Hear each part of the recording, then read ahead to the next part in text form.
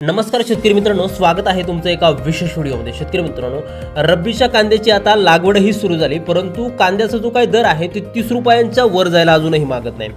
उन्हाळा कांदा यातच त्या ठिकाणी सध्या संपत आलाय। लाल कांद्याचाही मार्केटमध्ये तुटवडा आहे, पण उन्हाळा कांद्याला यंदा म्हणावा तसा बाजारभाव मिळाला नाही। अशातच आता बिगुल वाजले ते नगरपालिका, नगर परिषद आणि स्थानिक स्वराज्य संस्थांच्या निवडणुकांचं। कांद्यानं जे आता केंद्रामध्ये विद्यमान सरकार आहे, या सरकारला राज्यामध्ये लोकसभेला त्या ठिकाणी फटका दिला, हे राज्यातील सर्वच जाणकार त्या ठिकाणी जाणून आहेत। शिवाय 2 महिन्यांवरती इलेक्शन हो घातले आणि कांद्याला तर बाजारभाव मिळेल असं झालाय। अतिवृष्टीमुळे शेतकऱ्यांचं कंबरड मोडलंय। शेतकऱ्यांचे जे काही कांदे ते शेतामध्ये सडलेत, मात्र सरकारनं याबाबत काही ठोस पावलं उचलली नाही, कारण याआधी इलेक्शन नव्हतं। परंतु आता कांदा लागवडही कमी आहे, लाल कांद्याची आवकही त्या ठिकाणी घटलेली आहे। एकूणच निर्यातीलाही चांगली स्थिती आहे आणि महत्त्वाचे म्हणजे यंदा आता इलेक्शन आहे।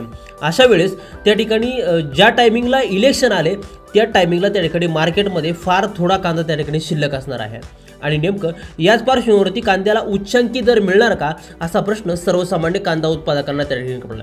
नेमकं या संदर्भात नेमकं काय अपडेट आहे, कांद्याला बाजारभाव वाढणार का, या संदर्भात त्या ठिकाणी महत्त्वाचं माहिती आपण व्हिडिओच्या माध्यमातून जाणून घेणार आहोत। व्हिडिओ अगदी शेवटपर्यंत काळजीपूर्वक पहा आणि चॅनलवर जर तुम्ही नवीन असाल तर चॅनलला सबस्क्राईब देखील करा। शेतकरी बंधूंनो, कांद्याचे जे काही दर असतात ते अवलंबून असतात, ते म्हणजे कांद्याचं लागवड क्षेत्र, मार्केटमध्ये होणारी कांद्याची आवक, यासोबतच कांद्याची जी काय परदेशामध्ये निर्यात होते आणि या निर्यातीमुळे जे परकीय चलन राज्यामध्ये परिणामी देशामध्ये येतं, यावरती त्या ठिकाणी कांद्याचे बाजारभाव हे कमी आणि जास्त होत असतात। सध्या आपण जर का पाहिलं तर कांद्याला जे काही दर आहेत ते 10 ते 15 दिवसापूर्वी त्या ठिकाणी 5 ते 6 रुपयांनी वाढले होते, परंतु आता हेच दर त्या ठिकाणी 11 ते 17 रुपयांच्या दरम्यान स्थिरावलेले आहेत। याशिवाय सध्या कांद्याला लासलगाव असेल, पिंपळगाव, बसवंत बाजार समिती असेल, यासोबतच सटाणा, कळवण, सोलापूर, पुणे, मुंबई, याशिवाय बँगलोर आणि दिल्ली याही बाजार समित्यांमध्ये कांद्याला जवळपास त्या ठिकाणी 20 ते 22 रुपयापर्यंत दर मिळताना आपल्याला दिसत आहे। परंतु हा जो काही 20 आणि 22 रुपये दर मिळतोय, हा त्या ठिकाणी नंबर 1च्या कांद्याला त्या ठिकाणी आजही मिळत आहे। याशिवाय राज्यामधून त्या ठिकाणी ज्या काय निर्यातीसारख्या बाजार समित्या आहेत, मग त्यामध्ये त्या ठिकाणी बहुधा नाशिक विभागातील ज्या काय बाजार समिती असतील तिथून त्या ठिकाणी आता सध्याला निर्यातसुद्धा त्या ठिकाणी सुरू आहे। एकंदरीतच भारतामधून दुबईसारखा देश असेल किंवा त्या ठिकाणी इंडोनेशिया असेल, कतार, ओमान, शिवाय त्या ठिकाणी श्रीलंका आणि बांगलादेशला सुद्धा त्या ठिकाणी निर्यात होणार अशा बातम्या त्या ठिकाणी वृत्तपत्रामध्ये आता त्या ठिकाणी येत आहेत। परंतु बांगलादेश आणि श्रीलंकेमध्ये सुद्धा त्या ठिकाणी कांदा संपलेला आहे। याच पार्श्वभूमीवरती या दोनही देशांकडून त्या ठिकाणी भारताकडे कांद्याची मागणी त्या ठिकाणी आलेली आहे आणि लवकरच भारतसुद्धा यावरती सकारात्मक विचार करून कांदा निर्यात हा त्या देशांना त्या ठिकाणी करेल। परंतु राज्यातील ज्या काय निवडणुका आहेत त्या निवडणुका, मग त्यामध्ये महानगरपालिका असतील, नगरपंचायती असतील, स्थानिक स्वराज्य संस्था असतील, अशा निवडणुकांचं सध्याला बिगुल वाजलंय आणि याच पार्श्वभूमीवरती नेमका शेतकरी राजा जर नाराज केला तर त्या ठिकाणी हा फटका हा विद्यमान सरकारला होऊ शकतो, ही गोष्टसुद्धा त्यांच्या लक्षामध्ये आहे।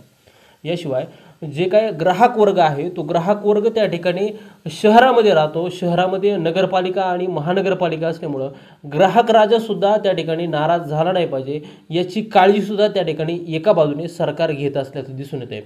परंतु लोकसभेला जे काही केंद्रामध्ये आता सरकार आहे त्या सरकारला त्या ठिकाणी कांद्याने रडवलं होतं, हे देखील त्या ठिकाणी राजकारणामध्ये जे काय दिग्गज जाणकार आहेत ते त्या ठिकाणी जाणतात।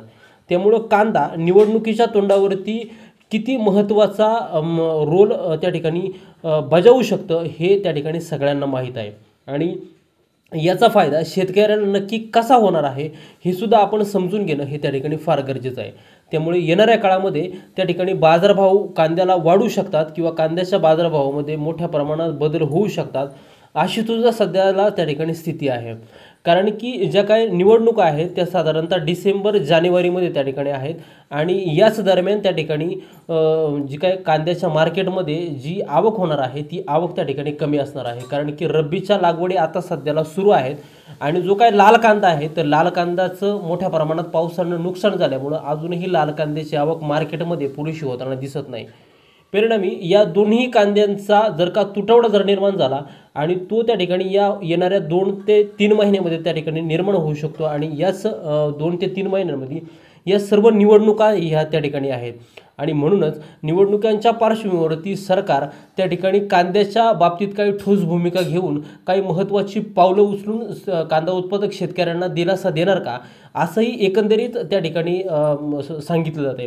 त्यामुळे बाजारभाव अभ्यासकांकडून असं सांगितलं जाते या काळामध्ये कांद्याच्या बाजारभावामध्ये त्या ठिकाणी मोठा बदल होण्याची शक्यता आहे. त्यामुळे शेतकरी मित्रांनो, तुमच्याकडे जर का कांदा असेल तर त्या ठिकाणी रोजचे बाजारभाव पाहून आणि आजूबाजूच्या परिस्थितीचा अंदाज घेऊन तुम्ही जर का कांदा विक्रीचं नियोजन जर केलं तर तुम्ही नक्कीच त्या ठिकाणी फायदेशीर राहाल.